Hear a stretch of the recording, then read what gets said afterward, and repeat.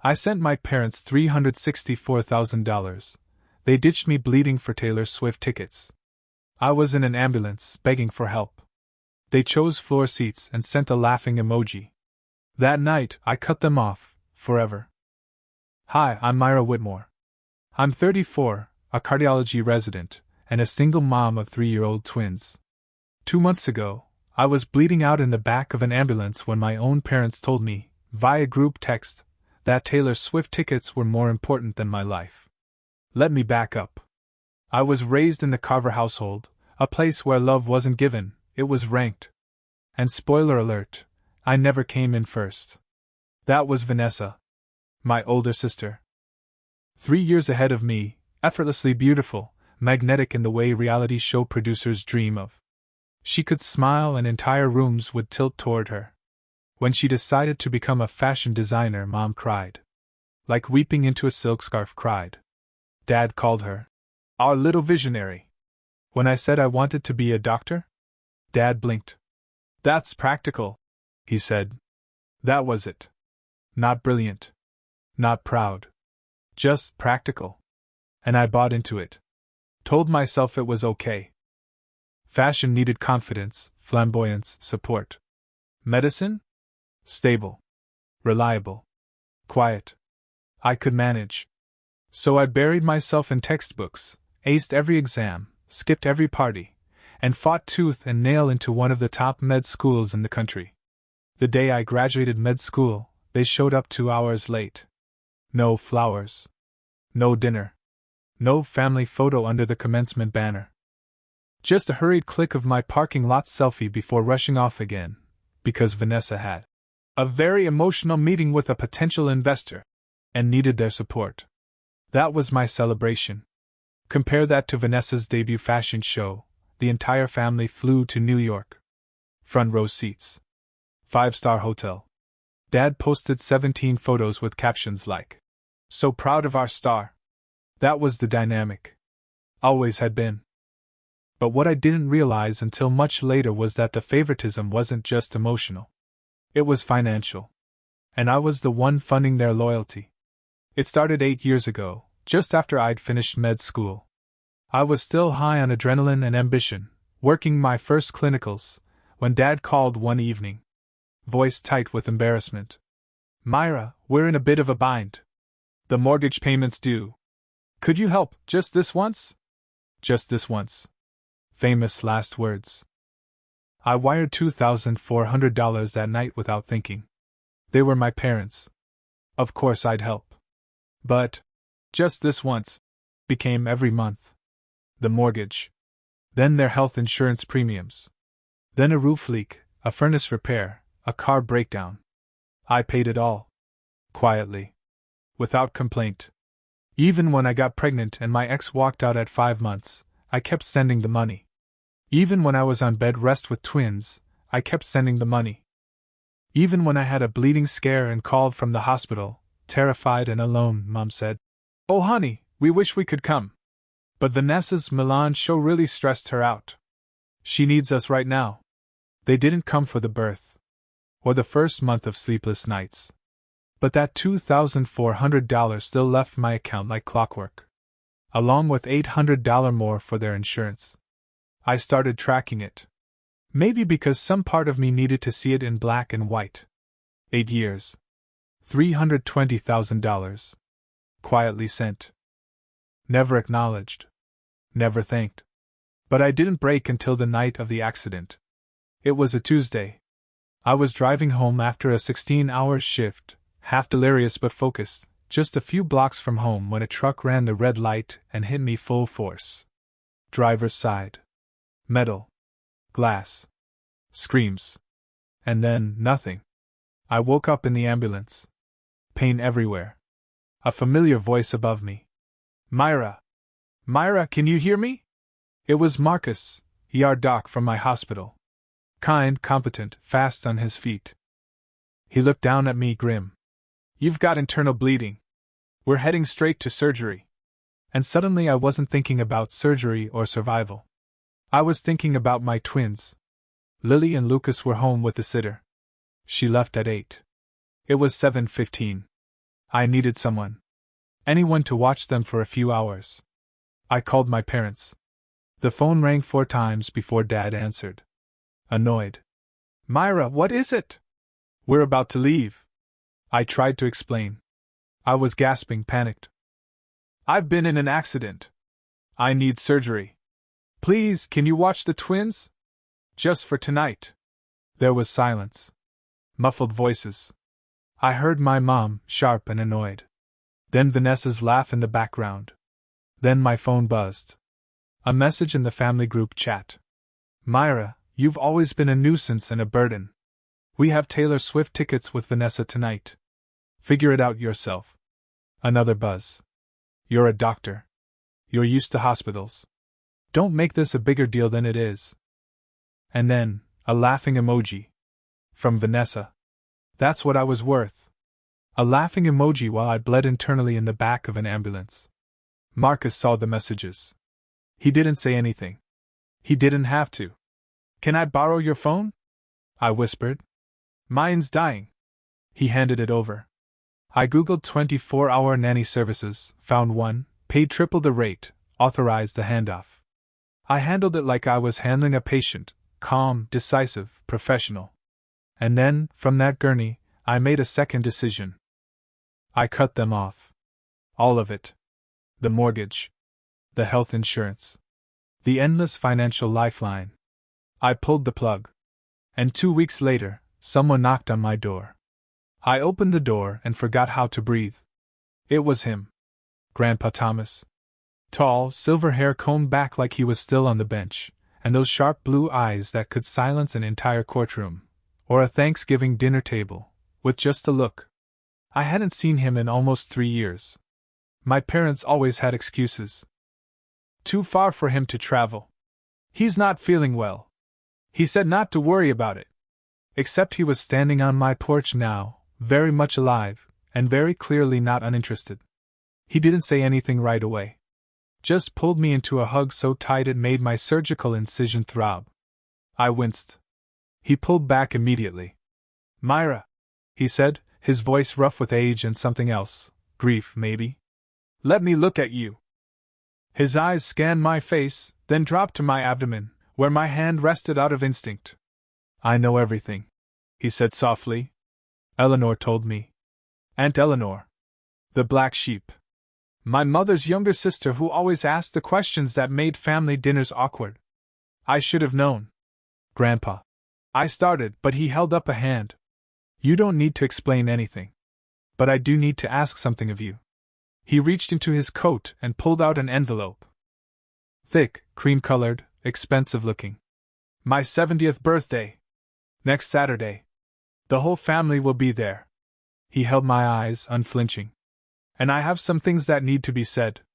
He stayed for coffee. Sat at my kitchen table like he belonged there, watching Lily and Lucas stack blocks and argue over who got the purple one. He smiled. A real, warm, grandfather smile. They look just like you did at that age, he said. That same stubborn chin. I sat down across from him and finally asked, How did you find out? He wrapped his hands around the mug. Eleanor called me the night it happened. Said you'd been in an accident, and that your parents didn't show up. Didn't call. Didn't care. His jaw clenched. I've watched the way Helen and Richard treat you versus Vanessa for years. I'm old, but I'm not blind. I stared down at my coffee. I thought maybe I was making it worse in my head. That I was being overly sensitive. His voice went firm. I was a federal judge for 40 years. You think I don't know what favoritism looks like? What exploitation looks like? He leaned forward. Tell me something. Do you still have records of the money you've sent them? I nodded. Every payment. Every month. For 8 years. Good. He sat back. I want you to put together a summary. Every dollar. Every receipt. Because next Saturday, at that party, I'm going to tell the family the truth. My hands started to tremble around the mug. What if they hate me? He didn't flinch. Then they never deserved you. He squeezed my hand. The ones who matter will understand. The ones who don't, you've already survived worse than losing them. The next 2 weeks were a blur. When the twins napped, I worked. When they went to bed, I printed. 8 years of bank statements, mortgage payments, insurance premiums, cash transfers. All in black and white. The final number? $364,200. Eleanor came over 3 days before the party. She flipped through the folder, her lips pressed into a thin line. Myra, this is more than some people make in 7 years. And they called you a burden. I leaned against the counter, suddenly dizzy. I don't want to destroy the family. Eleanor shook her head. You're not destroying anything. You're just refusing to live inside a lie anymore. They built comfort on your silence. You're not required to keep handing it to them. That night, a text came in from a cousin I barely spoke to. Heard you and your parents aren't speaking. Vanessa's been saying you've been acting erratic since the accident. Just wanted to give you a heads up. And that's when I realized they were preparing for war. So was I. But I wasn't coming in swinging. I was coming in with facts. And Grandpa Thomas had a microphone. Grandpa Thomas's estate looked like something off a movie set. White columns. Wraparound porch. Impossibly green lawn. And at least 40 cars already lining the circular driveway. I parked slowly, heart jackhammering in my chest, trying not to overthink everything. Lily and Lucas were in the back seat, singing a made-up song about party cake, and asking if there would be balloons. There were. Lucas yelled, I win! Because apparently he'd bet Lily there would be. I was not here for balloons. I was here to pull the mask off a lie that had shaped the last decade of my life. I wore a simple navy dress. Professional, clean, nothing dramatic. I wasn't here to play a role in their drama. I was here to tell the truth. The folder sat in my bag, organized and complete. Every dollar. Every month. Every sacrifice. The second I walked through the door, I spotted them. My parents, standing near the fireplace like this was their house. Dad in a tailored suit. Mom in a designer cream dress. Laughing at some distant cousin's joke like they didn't have a care in the world. They saw me. Mom's smile vanished. Dad's jaw locked.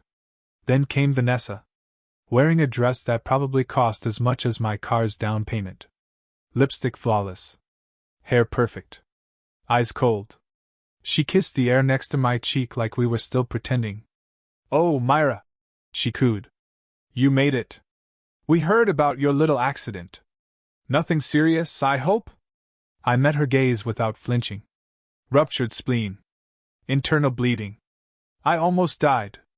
Her smile twitched. Oh. Mom said it was just a fender bender. Mom wasn't there. I said. None of you were. Vanessa's mask cracked for just a second, then reset. She patted my arm like I was a confused toddler. Well, you look fine now. That's what matters. She drifted away. I exhaled slowly. The first blow came half an hour later. I was pouring fruit punch for the twins when I heard Vanessa's voice across the room, loud and deliberate. I'm honestly so worried about Myra. The accident really affected her. She's been saying such strange things. Cut off Mom and Dad for no reason. The words hit like darts. We've tried everything. Mom added tearfully. Calls, texts, she won't respond. It's like she's having a breakdown. She's always been so sensitive. Vanessa said sweetly. Even as a teenager. So dramatic. I kept my back turned. Focused on Lily's curls. On Lucas's juice cup. Aunt Eleanor appeared beside me, whispering like a general before battle. They've been calling relatives all week. Spinning the story. They know something's coming. I know, I said. Let them talk. Across the room, Grandpa raised a glass and gently tapped it with a knife. The soft chime silenced the room faster than a fire alarm. Even the string quartet stopped mid-note. He stood slowly, regal as ever in a dark suit and silver tie. Before we continue the festivities, he said, there are a few things I need to say. The air shifted. People leaned in. Before he could continue, Dad stepped forward. Dad, Thomas, wait, he said, all calm concern. Before you speak, I think the family deserves to hear from me. Grandpa paused, eyebrow raised. Go on. Dad turned to the room, all sad eyes and faux humility. As many of you know, Myra's been going through a lot. After her accident, she became distant. Confused. She cut off all contact with us. With her mother. With Vanessa. Mom stepped up beside him, clutching a handkerchief like it was a life vest. We've only ever wanted what's best for her. But she's been telling awful lies.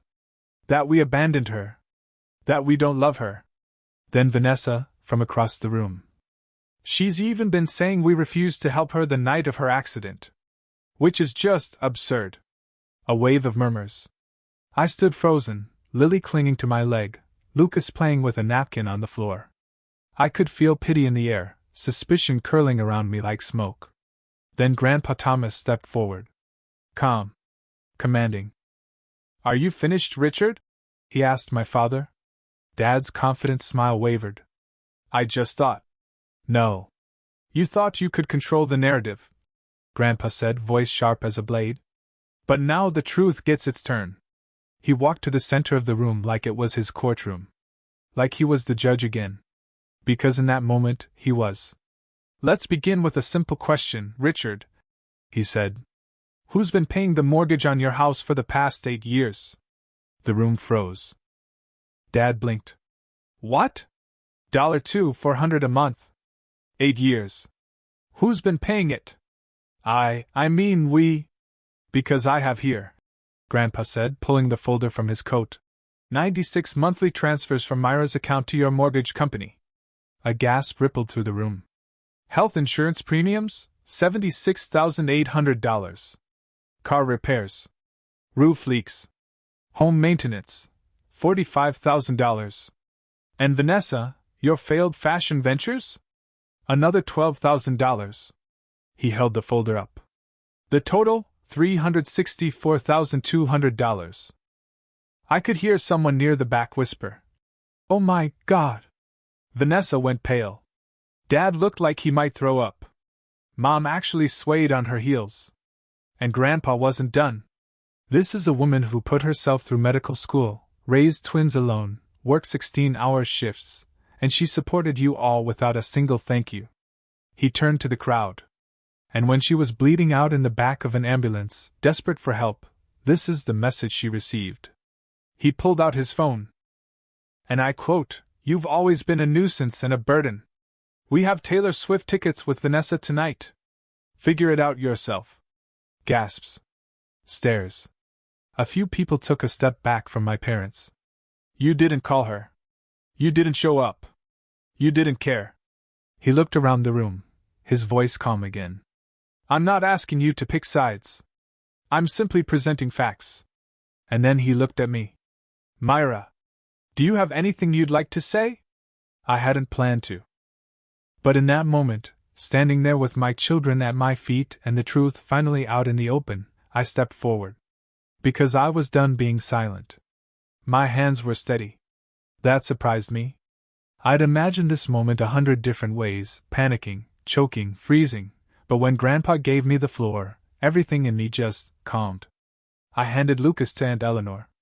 Smoothed Lily's curls as she clung to my leg. And I stepped forward, into the silence. I didn't come here to humiliate anyone, I said. My voice rang out clear. I came here because Grandpa invited me. And because I'm tired of letting everyone believe a version of this family that was never real. I turned to my parents, who were frozen. My mother's face was pale, mascara smudged. Dad's jaw was clenched so tight I thought his teeth might crack. For 34 years I believed that being strong meant swallowing everything.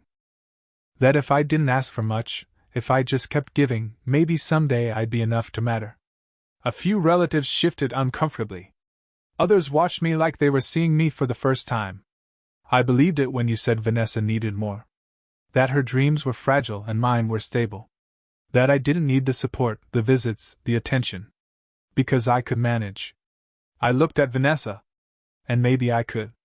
But that didn't mean I didn't deserve it. She didn't say a word. That night in the ambulance, when I was bleeding and begging for someone to watch my kids, I didn't break because I almost died. I broke because I realized I could, and you wouldn't even notice until the money stopped. A sharp inhale from someone across the room. Aunt Eleanor stood taller beside me. I wasn't strong to you. I was convenient. I wasn't reliable. I was exploitable. And I finally realized no amount of sacrifice was ever going to change that. I could see the shift happening. Real time. A cousin covering her mouth.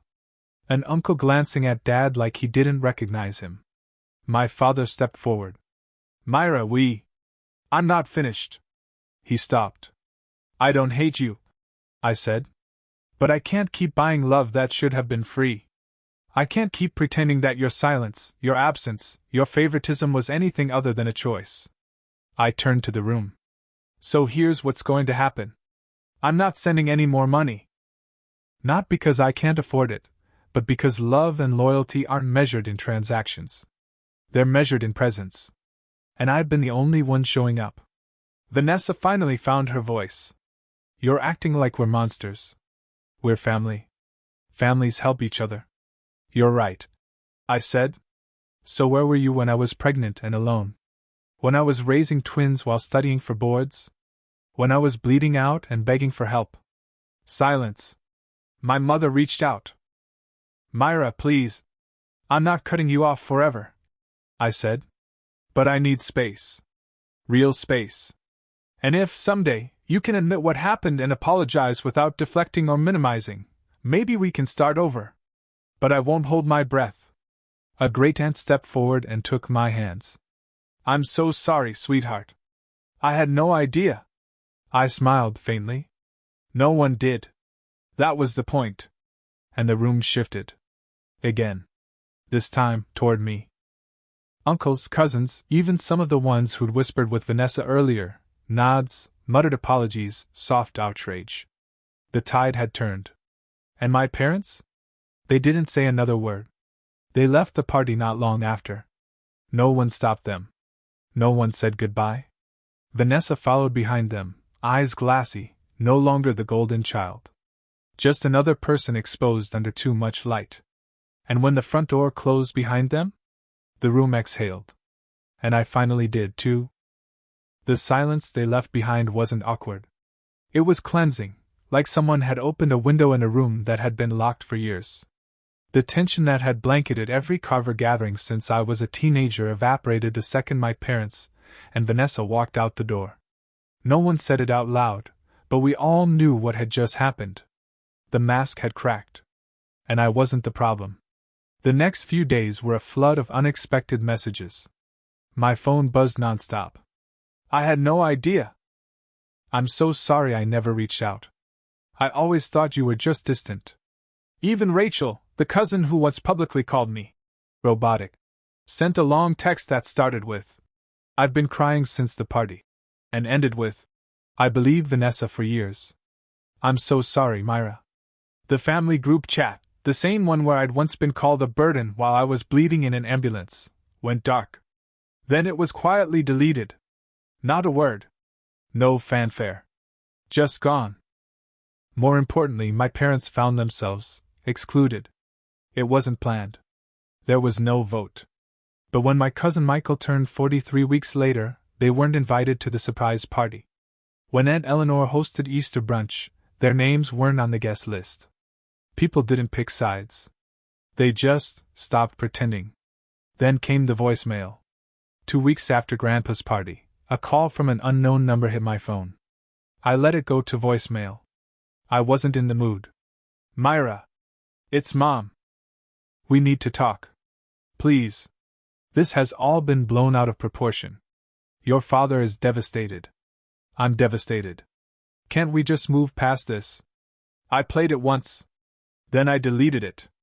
Because I finally understood something crucial. Forgiveness isn't a reset button.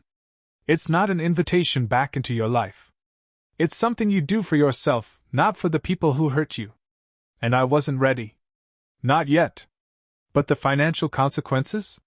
Those were just beginning. 3 months after the party, Aunt Eleanor called me while I was making lunch. They're selling the house. I nearly dropped the spoon I was using to mash bananas for the twins. What? Your parents? They listed it last week. Couldn't keep up with the mortgage payments. I sank into a chair. I should have felt something.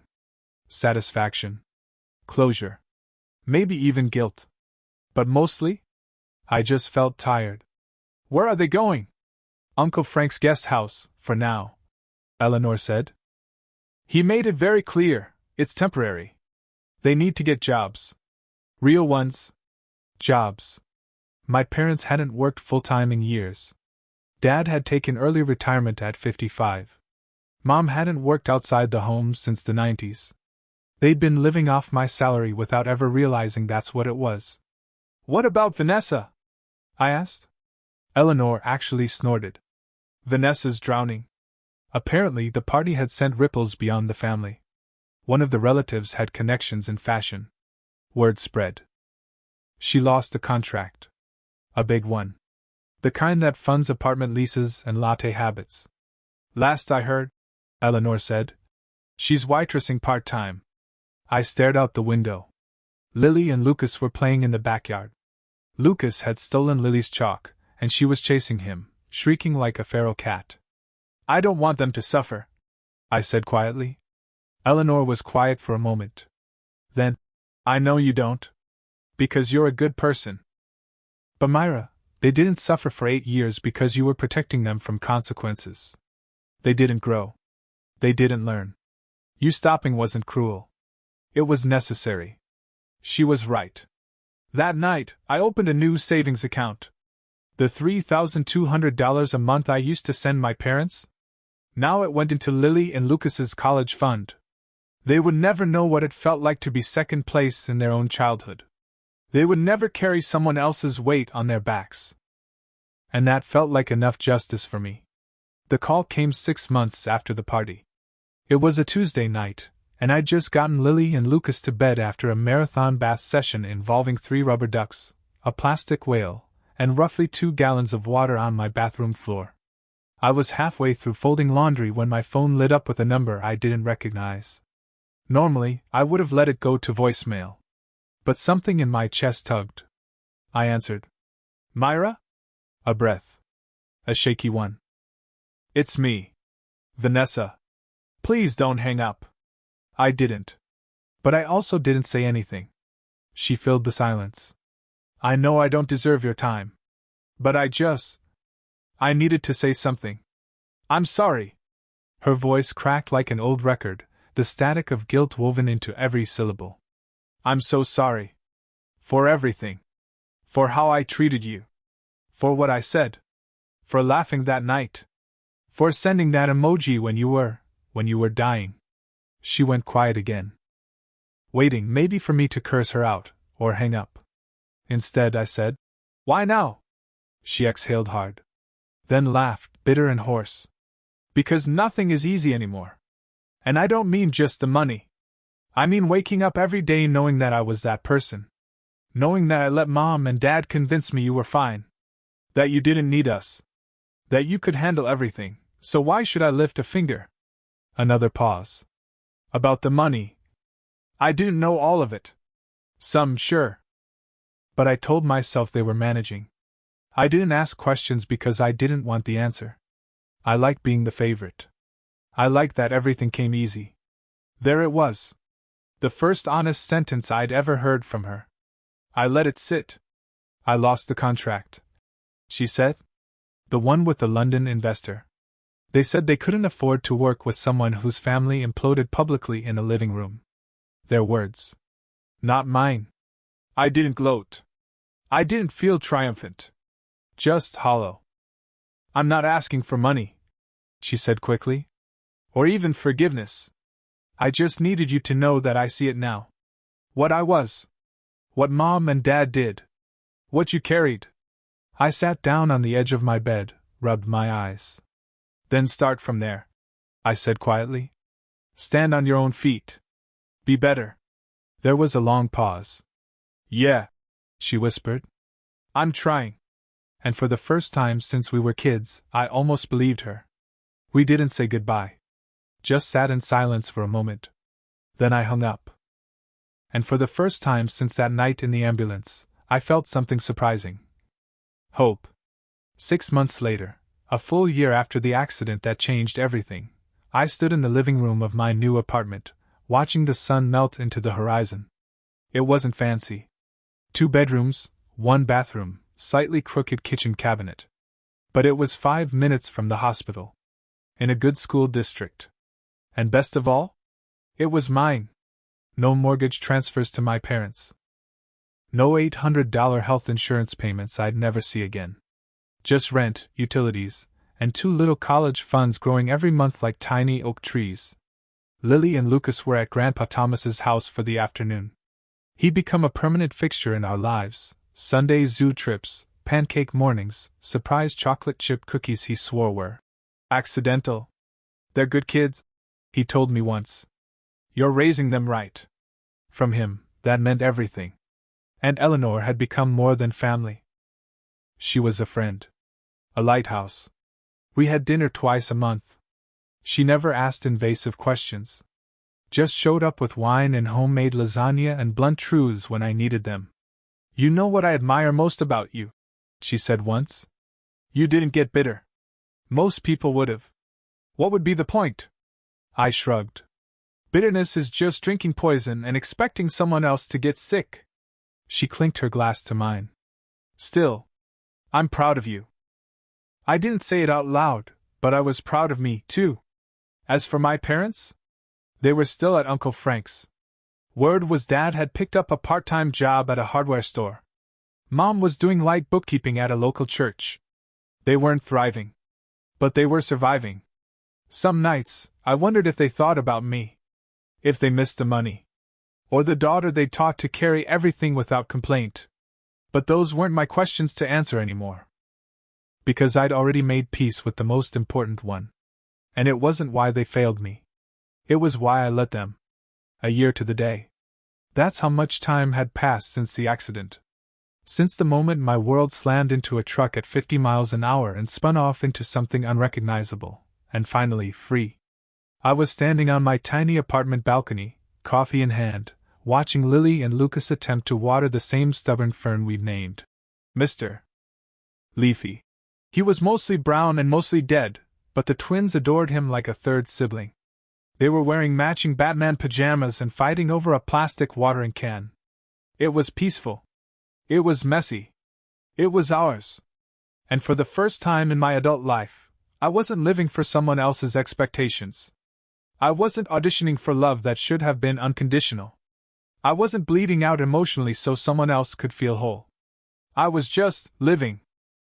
No more monthly wire transfers to a thankless family. No more texts begging for scraps of affection. No more bending myself into shapes that made everyone else comfortable while I quietly disappeared. I was still a doctor. Still a mom. Still exhausted 90% of the time. But now, every late-night chart review and every forehead kiss over a twin's fevered brow was building my life, not patching holes in someone else's. A few months ago, Marcus, the ER doc from the night of the accident, invited me for dinner. No pressure, no expectations. Just 2 people sitting across from each other, sharing food and stories. He brought dessert.